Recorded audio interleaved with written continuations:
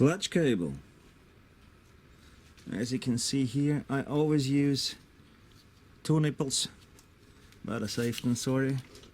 And you see this small tolerance that makes sure that the push rod, if it is the right name, I always forget, does not always push the plate, otherwise it gets hot.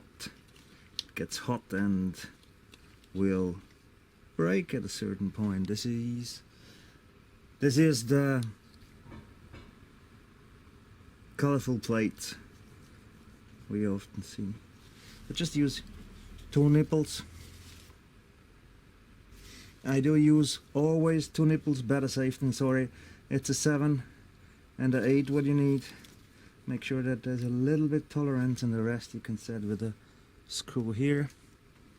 And if you don't have this tolerance, the push rod is always on the plate. It gets hot and colorful, and at a certain point it breaks. So there's always a little bit of tolerance needed.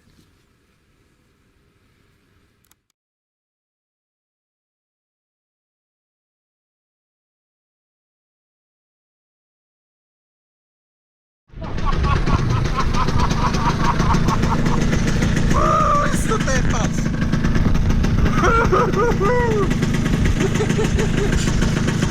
Ein Biest! Sorry. Bist du deppert? Ist das ein Biest jetzt? Connecting the rear brake cable. There's a hole in the screw and you just put the cable through. That rhymes, doesn't it? Yeah. Then you push it towards the engine.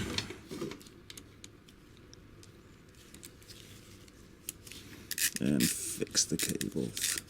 Tighten the screw nut. And we're good.